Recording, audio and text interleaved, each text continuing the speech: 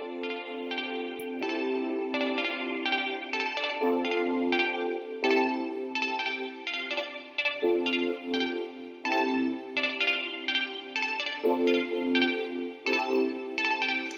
am officially running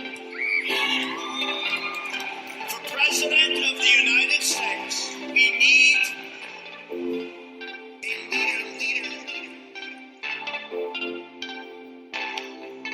I will be the greatest jobs president that God ever created. It can be wonderful if you have smart people, but we have people that are stupid. The American dream is dead. But if I get elected president, I will bring it back bigger and better and stronger than ever before.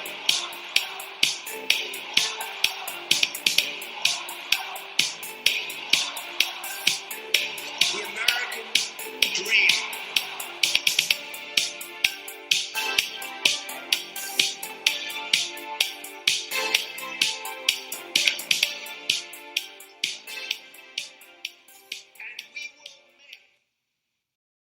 This is Robert Stark.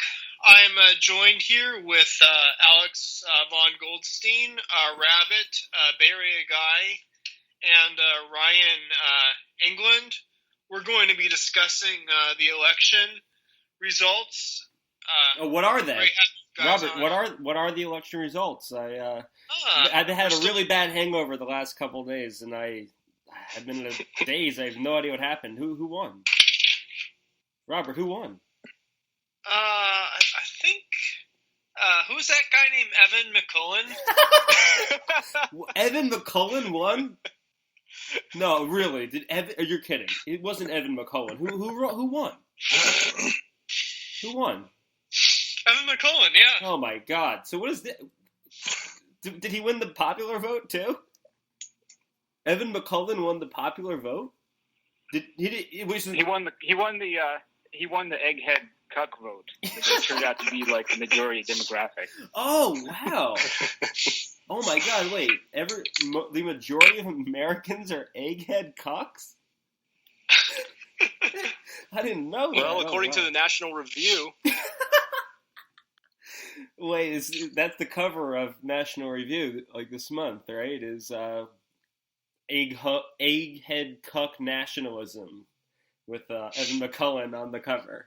It's interesting is his kind of ideology. It's like he's ultra conservative, like fiscally and socially, but then he's for like open borders, free trade, and war. No, in other words, a libertarian. Except for the war and and social issues. To an extent, I suppose. Well, anyhow, on to a more serious topic. Donald Trump won the election, and I think even a lot of us here are kind of shocked because, I mean, I didn't fully trust the polls because the media,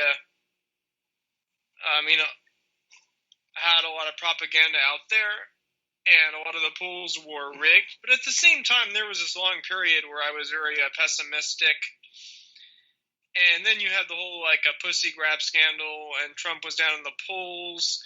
Then you had the thing where the FBI reopened their investigation, and then Trump was recovering. But before the election, the polls showed Hillary as winning. And then election night, it's kind of like the Brexit, like this last-minute surprise, and then Trump came in and win. Yeah, but the polls, you know those polls were cooked. I mean, the LA Times poll was the only accurate one. I knew they were cooked. It was just, I could just feel it. But wouldn't if they show Donald Trump is winning, wouldn't that motivate Democrats to get out there and vote? Well, exactly. And here's the thing about polls, and some people on the left who criticize the Democrats pointed this out. They said that polls don't necessarily reflect human factors such as the motivation to turn out and vote. And all of these polls were based on models that presumed a certain voter turnout, but obviously that was not the case. Yeah, and obviously Trump and voters were very enthusiastic. There's like with Hillary supporters, there's like the hardcore Hillary supporters who vote for her just because she has a vagina, but for the most part, like, or they vote for her because she's not Donald Trump. Bernie Sanders, yeah, or they vote for her because she's not Donald Trump. But the Bernie Sanders supporters, they don't like her. A significant portion either stayed home, voted for Jill Stein, and it wouldn't surprise me if a significant number voted for Donald Trump even, because Trump won all these blue states like Pennsylvania and Michigan. Indeed. And in fact, I believe he's the first Republican since 1984 to win Wisconsin and the first since '88 to win Pennsylvania. So that did actually shock me quite a bit. But I shouldn't be too surprised given that Hillary was basically the NAFTA candidate. Yeah, well, Bay Area guys, those protectionist issues, and he really appealed to like working class whites. And that's the main reason Romney lost, is because he alienated those voters in those states. I mean, Romney lost Ohio. Trump didn't just win Ohio. He actually won it by a healthy margin. And the other thing is important to point out is people are saying that Trump's rhetoric on immigration was going to cost him minority votes. But his share of black and Hispanic votes was actually 2 points higher than Mitt Romney. Right. And on top of that, he did significantly better with working class whites. I think he even got 1/3 of Hispanic men voted for Donald Trump. So that all these just kind of it sort of exposes a lot of the myths of the media propaganda. It's also the fact that most people don't realize that there's a good portion of Hispanics that that identify as white and with Europeans. They're not, the media tries to lump all of these people together as though they're monolithic. And Trump was also a lot cooler than Romney. He was a celebrity. He's been in rap videos before. There was a certain segment of the black population that was going to just vote for him because he's a baller, not a huge percentage, but definitely he had more appeal than Romney, who was also tarred with just as much of the racist, the same tags. slurs that he was he was a racist and all this stuff. They say that about everyone. Every Republican. Exactly. And you know what? Yeah. That actually reminds me of something that the parody blogger, conservative pundit / Hillary PR team once said. And he sort of tweeted that, we should go back to the old days of conservatism when Democrats didn't call us racist. and when was that? Exactly. Yeah, that's a joke. Yeah. But what I've been finding is I've been hearing from people privately, over private communication on Facebook, from people across the old political spectrum. I've been hearing from guys that I knew who were evangelical Christians, all the way over to guys that I knew that were Marxists. And they were saying, you know what, I'm kind of glad he won. And do they all have different reasons, I would assume, right? To some degree, yes, but to some degree, kind of similar reasons, too. Frustration with social justice warriors, for example. Is that a big part of it, you think? I think that's a factor. I think what was decisive in all of this is really just how entrenched in the halls of power Hillary Clinton really is. She can't pull off that populist vibe. Not when you were shilling for NAFTA and welfare reform and all those neoliberal pro-corporate things that Bill Clinton did. Not when you wars too. Yeah, not when you voted for Iraq, not when you voted for the Patriot Act, not when you voted for the 2006 border fence. Yeah. And then she goes and tries and attacks Trump for wanting the wall when she voted to start the damn thing in the first place, back when Bush was still in office.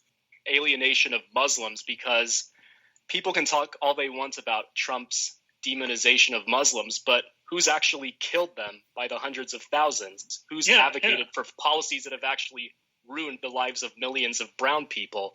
Hillary. But the thing is, the narrative is it's okay to you can like slaughter them in their own countries, but as soon as they arrive here, we have to be like ultra sensitive. Invade the world, invite the world. Yep. Yeah, there's that. It's like you can, Trump was basically like, we don't want to attack these countries and bomb them. We're just going to not invite them in here, not import them, and just let them do their own thing. Whereas she actually wants to, get involved in all these Middle East civil wars and bomb them, but then also invite them here, after they're pissed off about it, they invite them here by the millions, where they make problems here. I saw this thing you posted, Alex. Trump's election was a repudiation of the Bush legacy and the kind of Bush-style republicanism. And he defeated both the Bush and Clinton dynasties, which is remarkable. But I saw this thing where this is from Reason magazine, so I'm taking this with a grain of salt because they have their own agenda. John Bolton would be his Secretary of State. He's like the ultimate neocon. Yeah, but that's from Reason.com. I think that.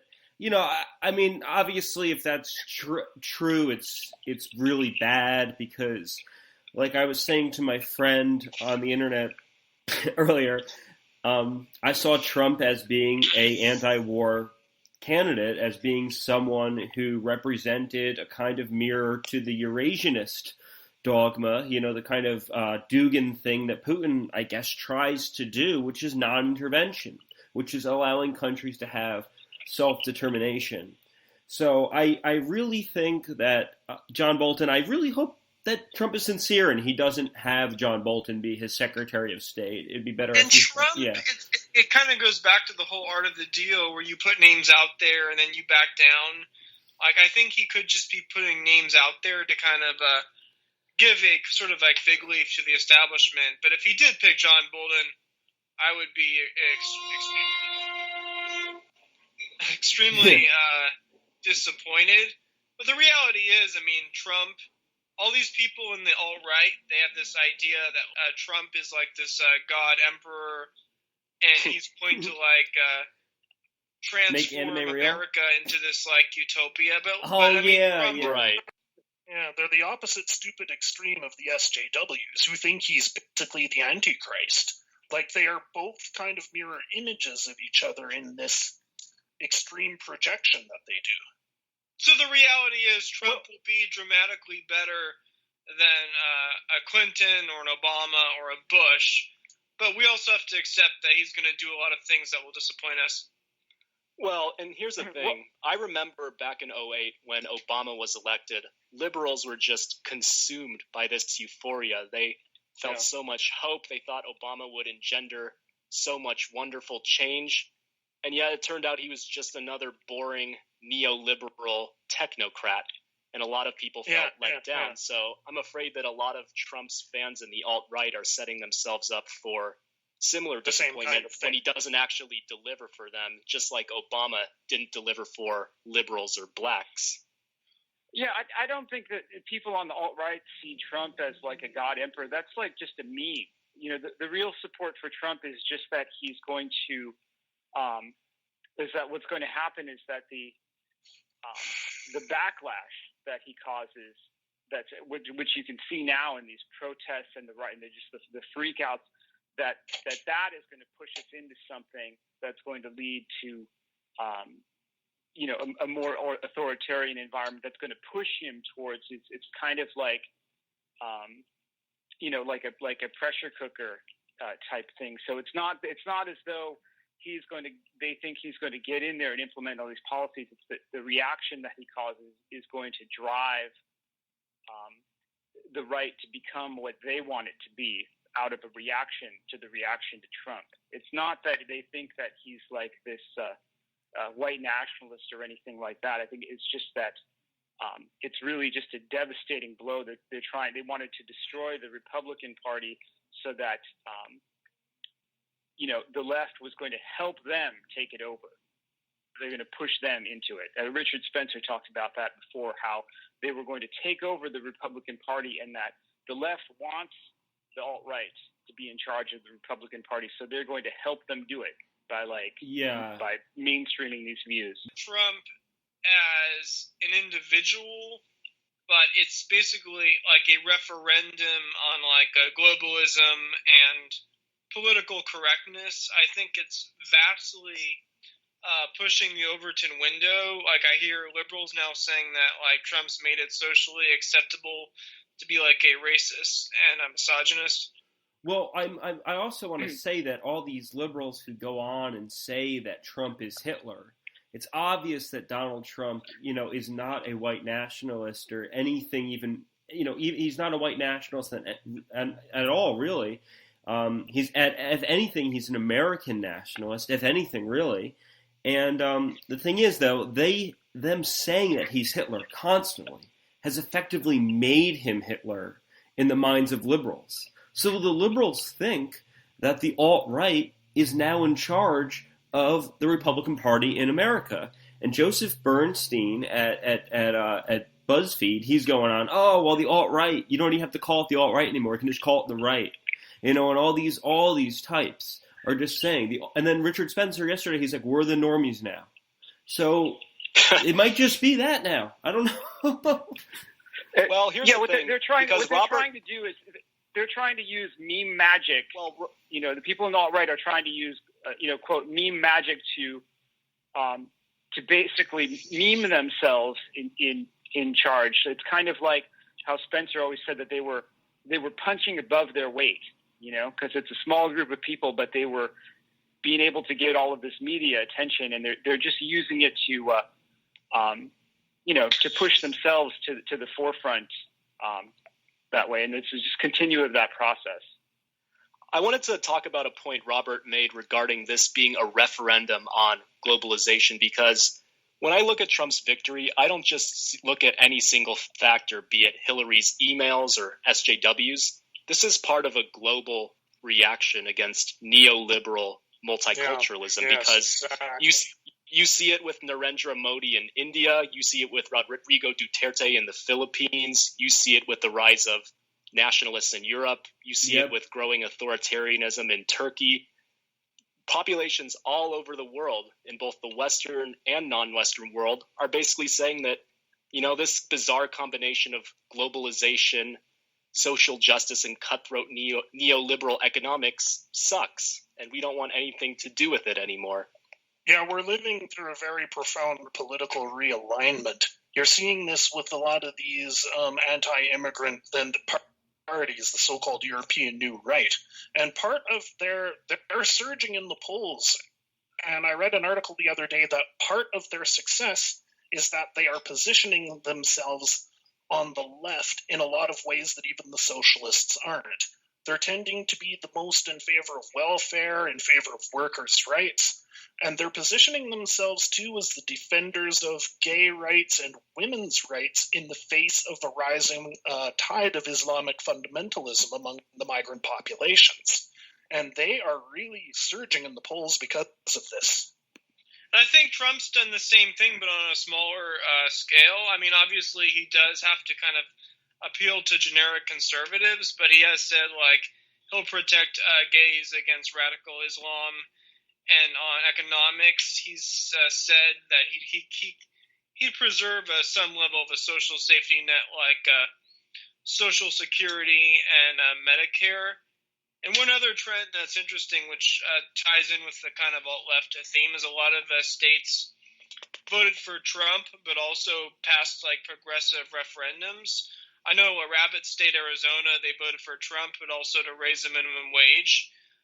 Here in California, like I voted for Trump, but I also supported a lot of progressive ballot initiatives. Like I voted to legalize marijuana. I voted for the ballot initiative to ban that would go against the Citizens United decision to ban like corporate donations. I voted for the ballot measure to ban like plastic bags. I voted for the bill in California that would put a cap on prescription drug costs. Prop 61. Yeah, I mean, Barry Guy, did you kind of vote the same way? Exactly. Well, I didn't really vote for president, to be honest, because given that I live in California, it's not like my vote's going to count for president anyway, but I did vote on the propositions, sort of almost identical to the way you voted. And also, I guess some people just vote like straight down the line what their party says. Well, a lot of times they do, but what Trump has shown is that all of this conventional wisdom no longer applies. He repudiated the Bush legacy. He attacked free trade. He even made comments that made some suspect he wasn't fully loyal towards Israel, and he was not penalized for it among Republicans, despite the delusions of the party elders. Well, I think Donald Trump won because he presented a strong nationalist image. He talked about factories, factory job loss, and when he talked about that and talked about factories moving to, Nabisco moving to Mexico. I mean, I think we all know that from Trump just saying it a million times, and that image of the factory moving to Mexico and all these American people losing their jobs and having them replaced by Mexican workers in Mexico, that made a lot of people upset. I think it's sort of a sad image. It's sort of like we feel like we're losing something when we see that happening. And I think for normal people, he just represented that kind of economic nationalism even, and in a way that none of the other candidates came close to. Maybe Bernie Sanders, but he was gone after a while. Oh yeah, and I did see that press release by Bernie Sanders where he said even though he thinks that Trump is like a racist and a xenophobe and all that stuff, he said he's still willing to work with him on specific measures if it's to help the working class. Yes, and I think what's interesting is regarding this sense of loss. I remember reading an article by, the odious David Frum in The Atlantic, where he said that Trump's voters were not motivated by any specific ideological conservatism. They just had a sense that this country used to be better for people like them, and they want that country back. And that's why Trump's whole slogan, "Make America Great Again," resonated so much. And that has a kind of across the old political spectrum appeal too. Like the conservatives kind of liked the wrap yourself in the flag kind of thing. Keep it to us and to our culture. But there's a certain segment of the progressives that bought in with the economic side of that.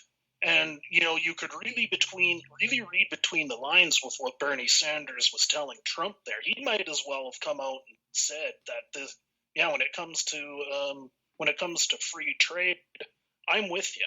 And by the way, I just got some excellent news. It really does not look like the Trans-Pacific Partnership is going to fly. Yeah, it will not be ratified by Congress. That is really fucking great. That is amazing. That's profoundly good news. I was just grinning ear to ear when I saw that. I was almost in tears. It's the best news we've had in a long time. Yeah, and he can prevent. I mean, even if he doesn't turn our country around, at the very least, he can prevent all these awful things from happening. I mean, like that is amazing. Like if Donald Trump, in a way, just sort of stands there and just says no. I mean, I want him to do a lot of things. Trust me. But if the main thing is just turning these insane ideas away, that would be great. Like the TPP not passing is great news for America, and it's great news for the rest of the world. It's a huge blow to the globalist empire. It's a huge blow to that. And even though, I don't like his whole sort of a supply side economics about cutting taxes for the rich. Yeah. It's really crucial. I'm not fond of that either. Yeah, but at the same time, it's crucial to point out that the biggest redistribution of wealth from the middle class and working class to the 1% is mass immigration and outsourcing of jobs.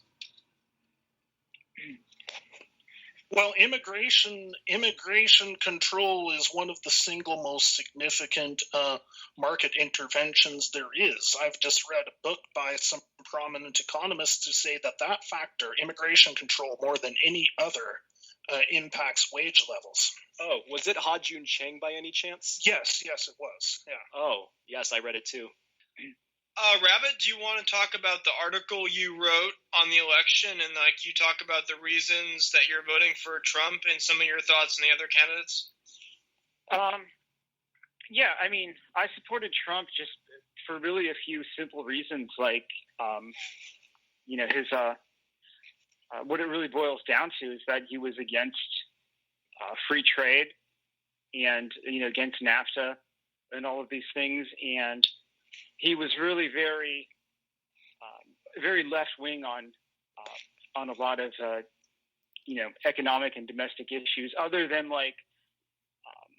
tax cuts and some of that stuff, I think he was just trying to appeal to basic bitch conservatives, because he thinks that's what they want to hear. But if you look at his overall, remember the conservatives hated him because he supported universal health care. You remember he said that, looks like it works fine in Canada. He wrote this book back in 2000 where he actually did propose a massive tax increase on the top, on billionaires, and I think he came out in favor of universal health care. That was when he was talking about running as an independent candidate for the Reform Party.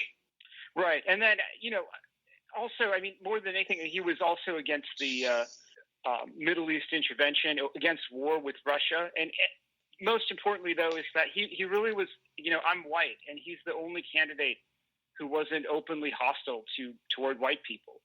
That's really what it boils down to. And you can see that whites actually voted as another minority group in this election. He even won.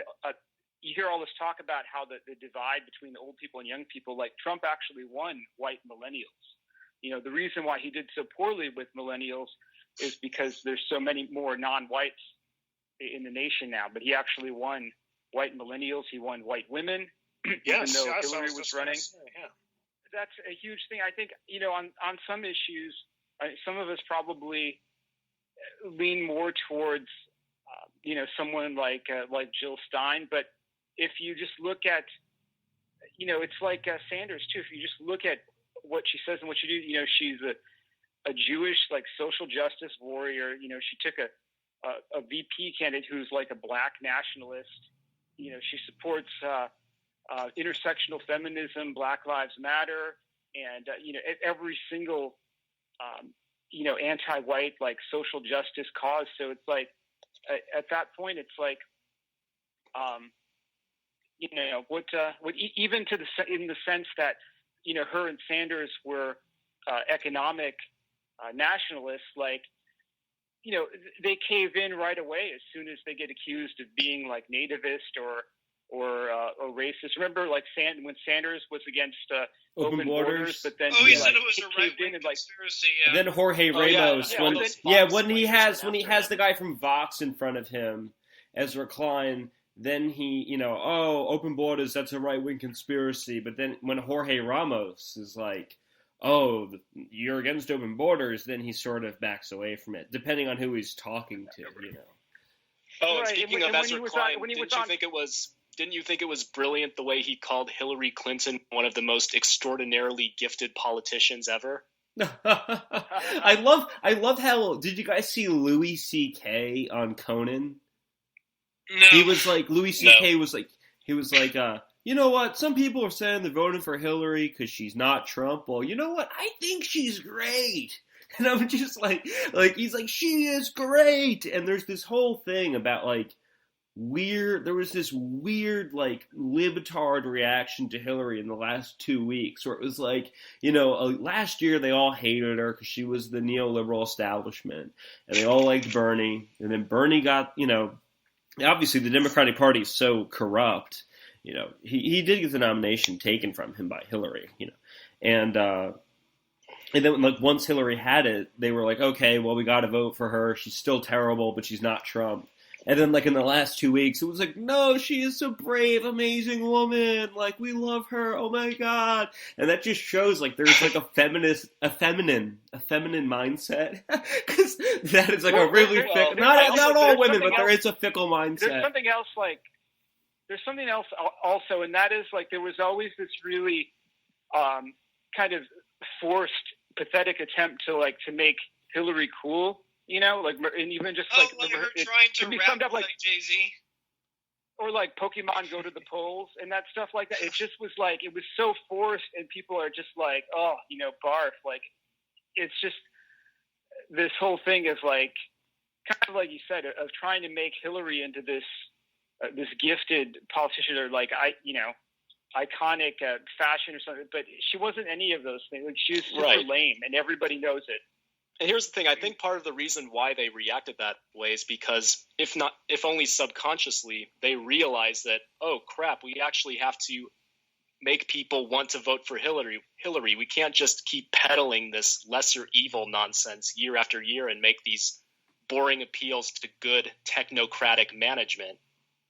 And ultimately, as a few socialists pointed out, the problem with Hillary is that she basically brought a wonkish knife to a populist gunfight. And I think this has the potential of transforming both parties, in the sense that with the Democratic Party, it's sort of a repudiation against this like neoliberalism of Hillary Clinton.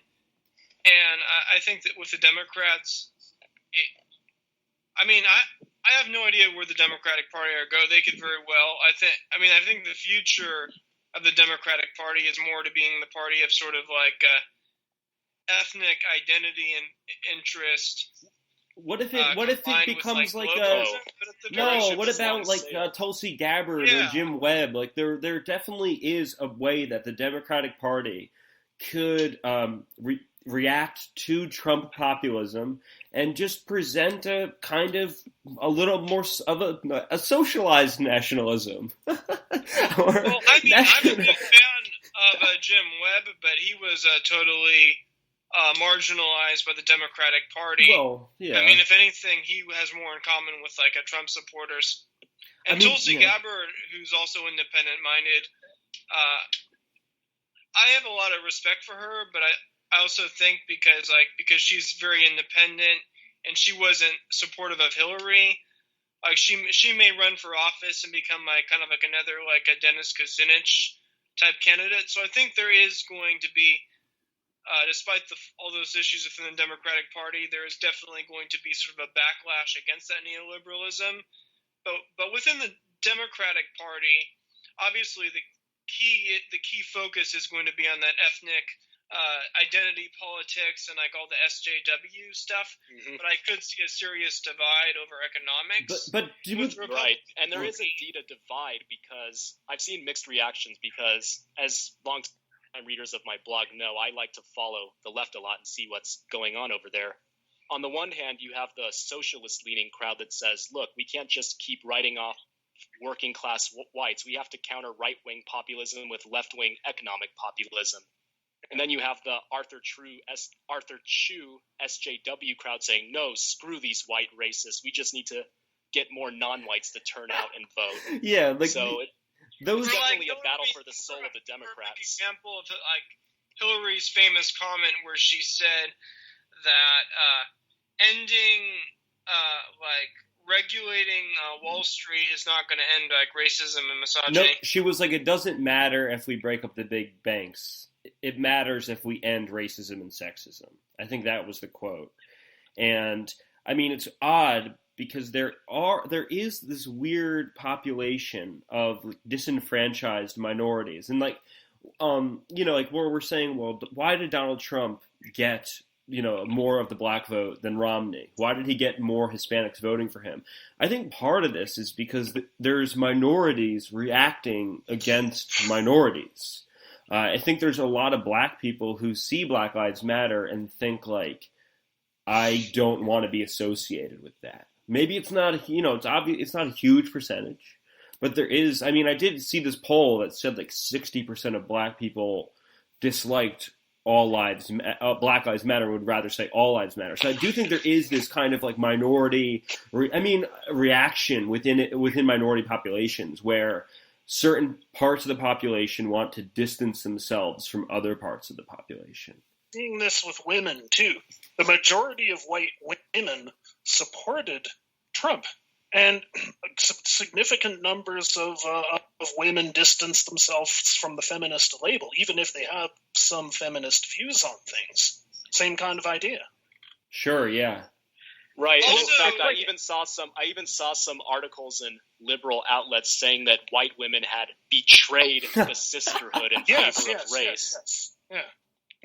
Well, there's another thing too, and that is, a lot of these, we've talked about this before on the show, that a lot of this newer feminism and stuff is like, some of it is just so freaky, like no normal woman would want anything to do with it, like, Triggly Puff and all that stuff, like, and, pansexual, like pansexual, like, trans black feminism, like it's just, some of it is just so freaky that like, even if you're like, a lot of feminists that I know are just like, they just want like legal abortion. Like they don't give a shit about any of this freaky stuff. Yeah, there's this whole idea, like, not to be so, I'm going to sound so crass in saying this, but like it's almost like attractiveness versus unattractiveness, because like there is this, I remember seeing this image of this trans man, this fat guy with tits, and he's balding and he's breastfeeding a baby. And like people are like this. Have you seen that Family Guy where Peter Griffin is breastfeeding Stewie? No. But I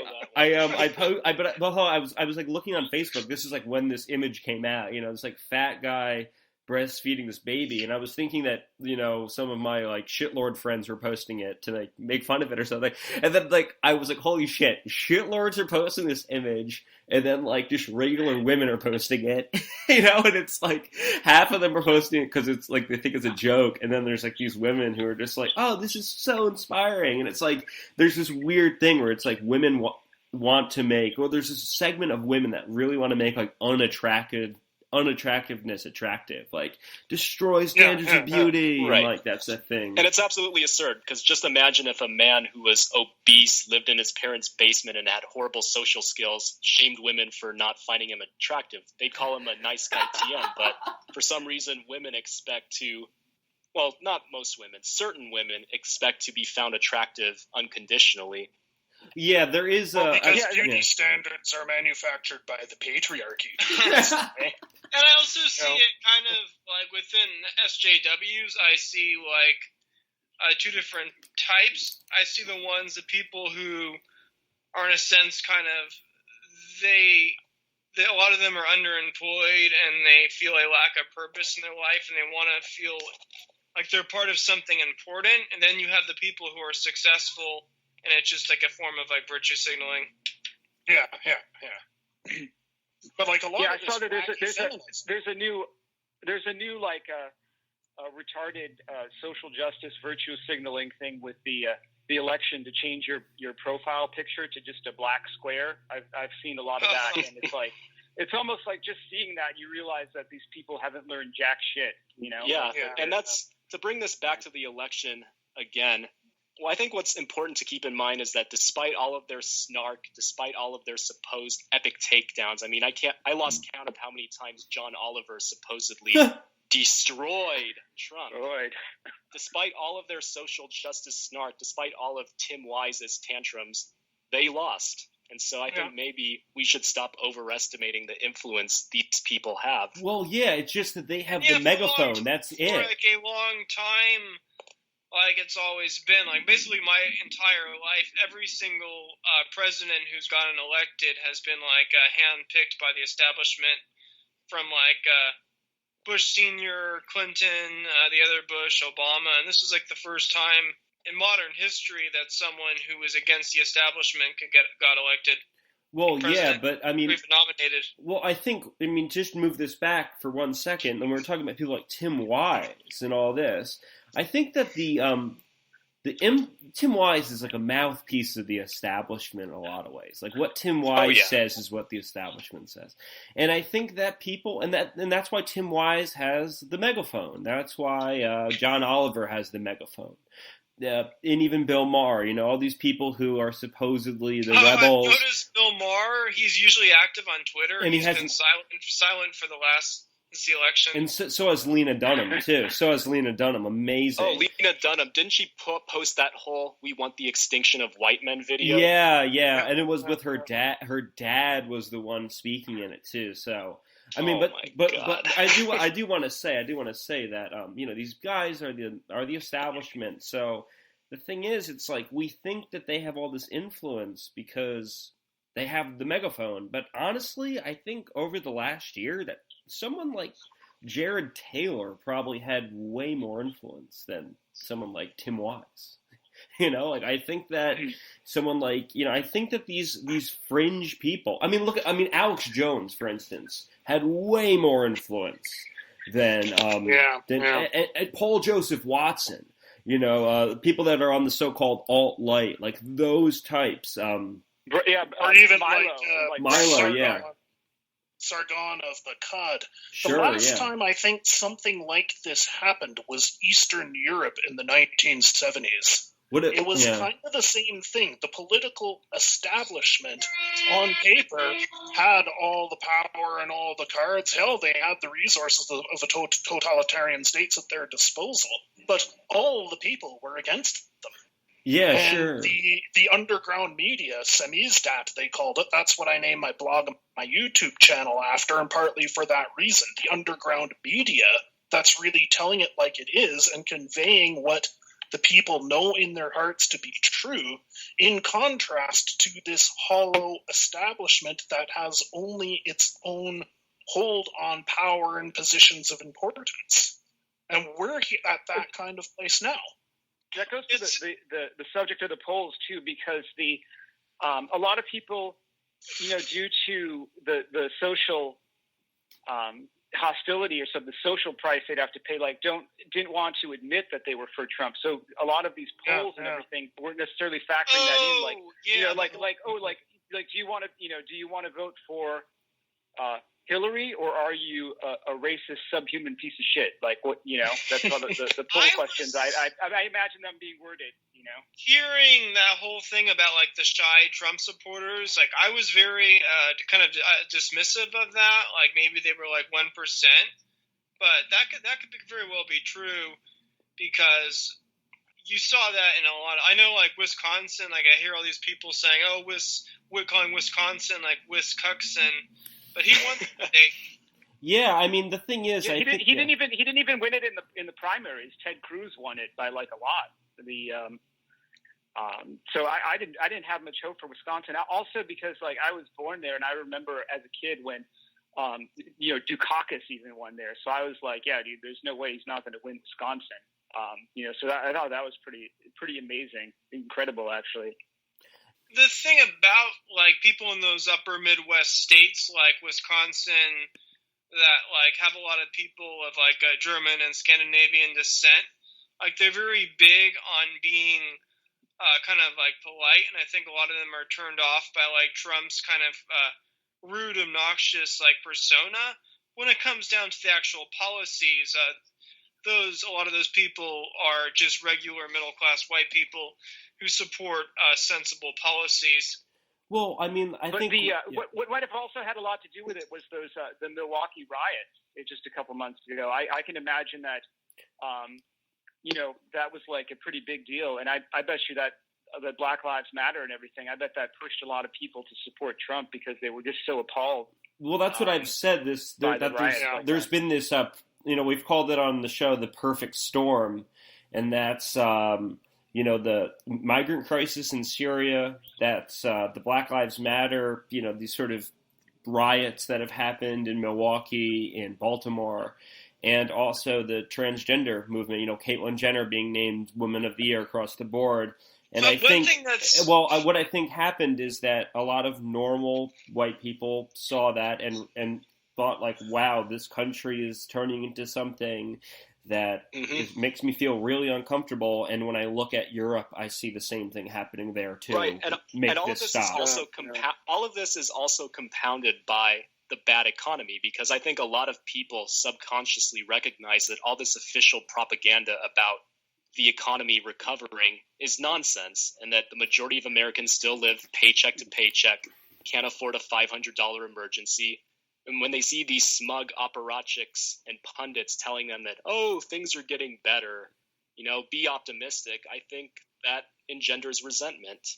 And then when you top it off that they're being culturally disrespected by liberals as well, then liberals really have nothing to offer them. And this election showed that. I mean, there's no media that, besides maybe something like South Park, that sort of takes the perspective that like a lower middle class white person might have. If you're a lower middle class white person and you just watch cable TV, most of the stuff kind of shits on you. And upper class white people, they don't really mind, being made fun of because they have money, they have security. But lower class white people, they don't have anything. They're living paycheck to paycheck. If they get involved in an accident, they might just, they're basically left to die. So they're being shit on all the time. And Donald Trump's the way they can say, fuck you to the establishment. That's what Michael Moore said, and I think he was right. Yeah, that while I think the white working class and many regular white people have been screwed over economically by both parties over the years, but the difference is at least the right doesn't shit on them culturally as well. Yes, and so yes. Might as well go for the person who at least doesn't insult you, I suppose.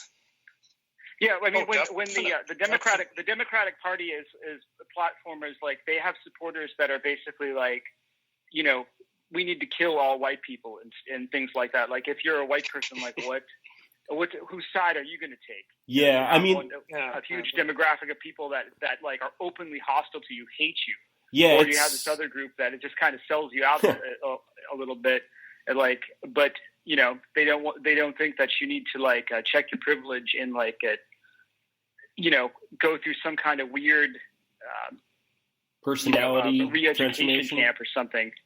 I would like to talk about the kind of direction of the Republican Party. So they had a massive victory, and Republicans took control of the House and the Senate. I don't think that's happened. They had the House in the Bush era, but they haven't had complete control like this since the 1920s. And that's sort of viewed as a referendum in favor of Trump, and that does give Trump a degree of leverage, and also the senators who were the most anti-Trump, Mark Kirk from Illinois and Kelly Iota from New Hampshire, and they're both like blue states. New Hampshire leans not as much, sort of a swing state. They both lost, but at the same time, how much of an impact can Trump have if a lot of the Republican congressmen and senators are not going to be, a lot of them like support like free trade. You have people like John McCain. Can he successfully sort of reinvent the Republican Party? Well, I think that the reinvention is going to come from the backlash. When suddenly like all of these people are just called racist and everything, like they're going to end up gravitating toward that. It's going to be more of a response to that, not just like he's going to go in and attempt to implement all of this policy or whatnot. Like really, like there's going to be a major freak out, like when he tries to do anything, and that's going to, I think, it's going to just draw battle lines at that point. Well, and there's also one thing I'll say as a word of caution. Again, going back to Obama in 2008, everyone thought he would transform politics, but it turns out he actually ended up presiding over his own party's complete collapse and failure, and his signature so-called achievement, Obamacare, could very well be repealed. And keep in mind that when Obama won, the Republicans were in complete disarray. Yeah. And right now, Trump is entering a similar situation. So I think it's incumbent on Trump supporters, especially in the alt-right, to hold him accountable, to hold his feet to the fire and make sure that he performs well and not just deify him or become complacent just because they think one of their own is now in the White House. Oh, wait, with these alt-right supporters thinking that they have one of their own guys in the White House? Mm-hmm. Well, the thing is, I remember, I think it was Anatoly Karlin said this, that, you have all these Russian nationalists, and they see Putin up there, and they just think, when Putin does things that don't really fit into a Russian nationalist platform, they think that it's like a trick, It's like, oh, he's just doing that to sort of show the establishment that he can play ball with them, but he doesn't really mean that. And Carlin said that the alt-right, like if Donald Trump does something that's, perceived as globalist or whatever, that they'll say, oh, well, Donald Trump, he doesn't really mean that, he's just sort of tricking the globalists. He's tricking the Jews a little there, Well, and you saw the same thing with liberals. He's playing like 5D chess. Yeah. Right, and you saw the same thing with liberals and Obama. Every time he sold out and every time he acted like the neoliberal technocrat that he is, they would simply apologize for him and say, oh, well, he's just being held hostage by the Republicans. Exactly. The Congress. Yeah, like I was telling a friend, I was like, oh, well, Obama bombed so many countries. He bombed more countries than Bush. And she was like, no, but you don't know what goes on behind the scenes. Like when it's Donald Trump, it's like he wants to nuke the world. But when it's Obama destabilizing the Middle East, it's like, it's not Barry's fault. He doesn't. I totally agree with Barry, a guy, that it's important to kind of have a strong degree of skepticism, not to sort of blindly support Trump the way that Obama supporters did. It is interesting if you sort of analyze the ideology. There's just sort of ideology of a conservative Inc., which I think that that third party guy McMullen, who was the Republicans who opposed Trump, like his ideology perfectly represents that. It's like low taxes, social conservatism, with being like pro-war and pro-open borders. I think the ideal direction of the Republican Party, because in the past, the big thing was that the Democrats were the party of like the working class and the unions, and the Republican Party is going to be the party of the rich.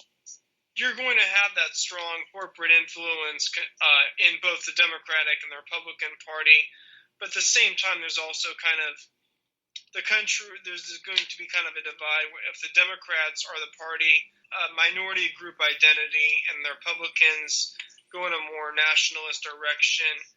Ideally, so you're saying that Republicans would represent white people and the Democrats would represent minorities?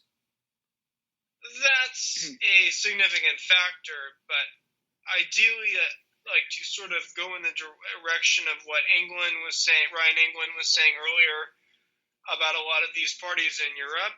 They're nationalist parties, but they're also adopting, in a sense, a kind of like a radical centrist platform of like some degree of like a soft socialism and being socially moderate. Kind of like us, basically. All left. Yeah. What's funny is one can only hope. The alt-left is like all over the place. You have like Rabbit supporting Trump. You have Jill Stein supporters. Robert Lindsay is supporting Hillary. He's supporting Hillary. And he actually said he's banning people who are openly pro-Trump in his blog. That's probably most of his readership, I would imagine, are Trump people. I can't really imagine that many Clintons. Because if you talk to him on the issues, like he agrees with us like 90% of the time. But he calls Trump supporters on the alt-right class cucks. He calls them fascists. Oh, I thought Trump supporters are fascist. But class cuck is hilarious though, because that's a great like alt-left slur. We can call that's the thing we should call the $30,000 a year guy that reads Ayn Rand. Yes. That's a good name for somebody like that, eh? The class cuck, yeah, that's a good Reason.com reader too. Well, class and cuck. Since you mentioned Ayn Rand, I think the thing about like class cucks, it's sometimes like the working class in some cases who idealize the rich. Sometimes the people who are closer to the rich, like the upper middle class, actually resent them more because they're closer to them and more exposed to them. Right. And speaking of Ayn Rand, I think that what's important is to, again, hold Trump's feet to the fire and make sure that he actually implements a populist agenda and doesn't allow Republicans to go back to the usual Paul Ryan, free up the job creators, open borders, outsourcing, and all the other usual Conservatism Inc. platforms. I think Conservatism Inc. is dead. I think it's dead. Yeah, let's make sure Milton Friedman stays dead. Yes. Couldn't have said it better myself. It's also going to be interesting to see if he'll inspire new candidates to run in 2 years. I know there was that guy who challenged Paul Ryan, but he lost, and he was I describe him as being kind of like alt-light, in a sense. Paul Nealon. Yeah. Paul Nealon, yeah. Yeah, Robert, maybe you should run. Are you going to start? Maybe we should. Why don't run? All three of us run? Alex can run for Congress in Jersey. Rabbit, you can run in Arizona. Well, I was reading this. I was reading this book, and it was like this weird VDARE thing about how you would actually do secession in America, and it would be running for the state legislature and trying to secede county by county. But if you look at a map of the United States, just county by county voting, it is so fucking red. It looks like it's coming from between Megyn Kelly's legs. And I think that the blue states, it is so small. When you the blue chunks, it's like part of California and part of Nevada, and then just Vermont. So I'm like, that's hilarious. You could just make those into their own countries, and guess what? They'd both be ethno-states. You would just have this white liberal ethno-state in the Northeast, and then you would have Mexican states in the Southwest. And that's why it's so funny, though, because it's all these white nationalists are they're like, we want Trump, we want Trump. But it's if you look at the parts of the country that sort of look more like what a white nationalist state would be, they vote blue. I mean, I guess, we all sort of know why they do, but, We have the same kind of thing up here in Canada. You get the hardcore conservative types that say they want the Western provinces to succeed, but it's the Western provinces that always elected the socialist NDP for provincial governments and a lot of MPs, too. So if these far-right types want the Western Canada concept to succeed, they're going to be taking the red hordes with them. What's interesting is a lot of populist policies have actually came out of red states. North Dakota has a public bank, and Alaska has a basic income from their oil revenue. Yeah. Right, and that's why I've exhorted the alt-right to embrace more progressive economics, because it turns out that this Randroid stuff doesn't fly in most white areas. Yeah. Bay Area guy, do you think you could start an alt-left ethno-state within the Bay Area, or that's a pipe dream? Well, given that I'm the only white alt-left person I can think of, I don't think I'd enjoy much success. The Bay Area, I think it's safe to say, will be a multicultural, although less neoliberal than it used to be. I do sort of sense some discontent among a lot of people due to housing prices and other forms of inequality. That reminds me actually of when we talk about these local elections that David Duke didn't do very well at all. He only got 3%. I was expecting him to do a lot better because of all the publicity. And, when he ran in 1990 or 92 or whenever it was, he almost won the whole thing, the Senate race. He was in the House of Representatives, wasn't he? Yeah, he was in the Louisiana. House of State Representatives. House, not the U.S. Congress. Oh, okay. Well, I guess you could say that Duke losing was yet in some ways yet another repudiation of the establishment. And Duke in some ways was an established old school white nationalist, and he got swept aside just like every other old figure. Yeah, I also think it's proof that that Donald Trump's victory wasn't totally due to this white nationalist thing. I mean, David Duke. Yeah, that's what I was getting at. Is that Duke only won like 3% of the vote, but yet Trump won Louisiana by like a landslide very easily. Yeah, so yeah. Clearly, everyone who was voting for him was not, a white identitarian or something, or Well, maybe they were white nationalists. Maybe they were white nationalists, but then they were just like they didn't like David Duke. Yeah. Like they were just like they didn't go on David Duke. Like they weren't like David. They were more like radix kind of white nationalists. So they like Trump. Right. They were part of like the other factions that like hate David Duke. Yeah. There's always been that infighting of those people. Yeah, exactly. Make fun of his plastic like Don Black and David Duke got into a fight, and then like they all were white nationalists, and they just like won Don By Black. the way, you might find it interesting to know that Washington Post actually ran an article about how Don Black's son renounced his father's ideology and is now a borderline SJW. Yeah, Don Black's son like wears like a cowboy hat and has like a ponytail, and he's like super anti-racist. But I mean, I don't know. That's a weird one.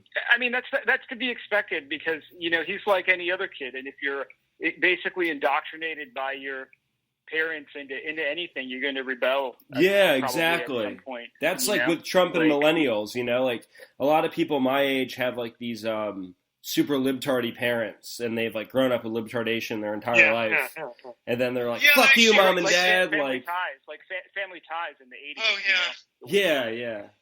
What is interesting is I think it's like young people naturally want to rebel, and a lot of millennials are economically disenfranchised.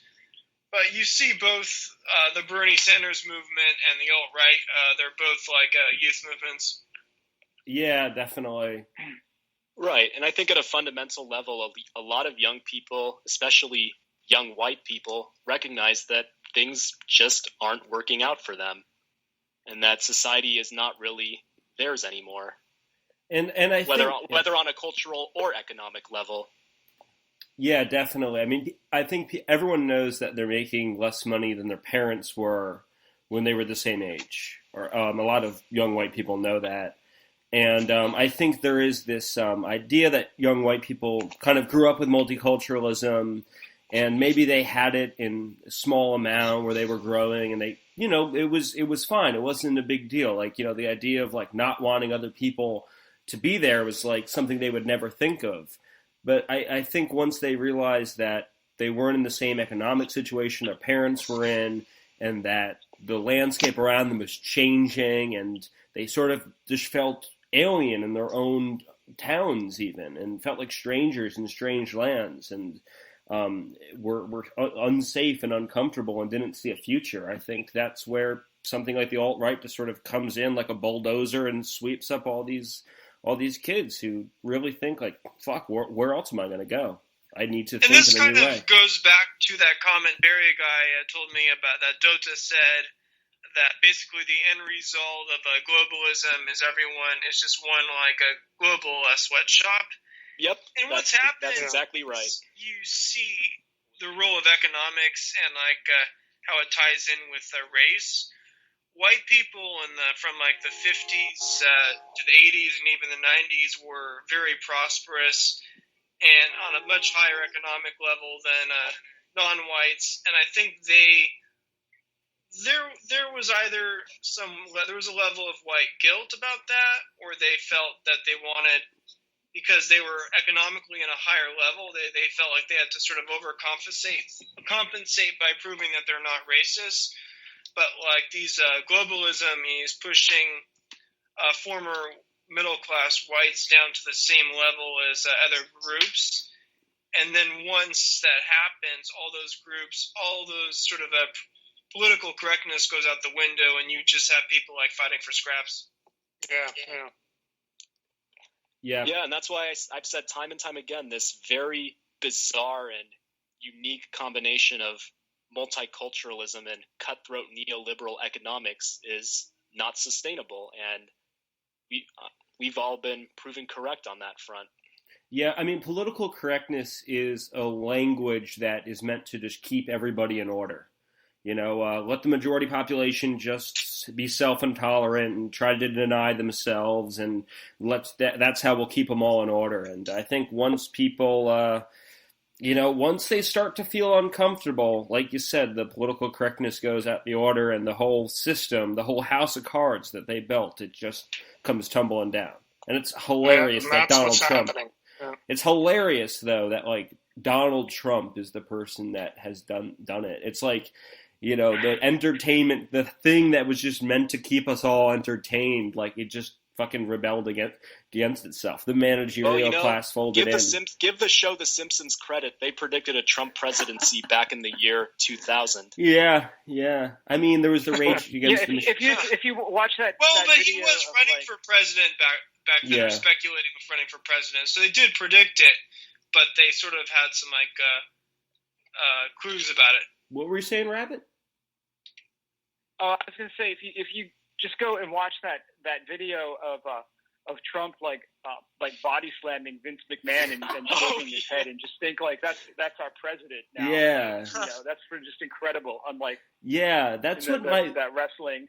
That's what my mom said to me. Like my mother was like, I was on the phone with my mom the other day, and she's like, Alex, like just think about what happened. Donald Trump is president. That's proof that you can do anything. It's kind of like white people now feel the way like black people did when Obama got elected. Well, yeah, I mean, it's so funny. Unlike black people, like I said before, white people should be a little more cautious and a little more critical. Oh, yeah. And actually demand that Trump does something for them. Sure, yeah. I mean, that's the weird thing. It's just like this whole idea of the symbolic victory. Like, yeah, symbols matter, and I think they matter a lot. But, like, there's a Death in June album where that's like, what happens when the symbols shatter? Like, we need a real reality. I think like the perfect example of symbolism is like Ronald Reagan. His big accomplishments were like amnesty and tax cuts for the ultra rich, but he's like the symbol of American patriotism and like the white middle class. Yeah. I mean, there was a time in the early '80s, I think, where people were really comfortable financially, though. I mean, yeah, that's what it was. Yeah. Well, the ill effects of Reaganomics took place later. Oh, okay. Yeah, but it was at the expense of the future, Yeah. So initially, like all of this trade and stuff with Japan was like, was really like prosperous for the U.S. But it was like all the road that Reagan took us down, like, is what we're paying for now. Sure. Yeah, I think Trump ties into that because Trump was an icon of that era. And Reagan was not, I mean, I'm no fan of Reagan, but I think that kind of Reagan nostalgia has more to do with the nostalgia for that era, because the 80s was the last era where we had like a strong, prosperous white middle class. Well, that existed in the 90s as well. You had the whole like soccer mom phenomena. I think a lot of young white people sort of... Well, I think the difference with the 90s, though, is that there was a lot more cultural alienation. I mean, just consider rampage killings as depicted by Mark Ames. They exploded during the 90s.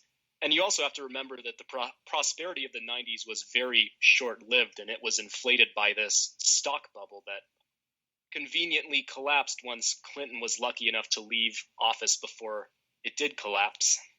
I do want to add one last thing about the election victory or the election results before I wrap up the show. Yeah, boy, sure didn't see it coming, eh? You didn't at all? Towards the end in the last couple of weeks, I thought, this is sort of what it looked like going into Brexit, too. Like, something is changing. We are seeing a global realignment of political conflict. The old idea of liberal versus conservative, it's going to be different now. Nationalists versus globalists. Yep. Yeah, I think that's it. Yeah. That's the 21st century. And the nationalist is going to be a bit more aligned with the working class, and the globalist is going to be aligned with the upper class. Yep. That's the way it seems to be going. Fuck the class cucks. We are at the end of the show. I'd like to thank you guys for being on. Yeah, it's always a pleasure. Yeah, thanks. Thanks for having us.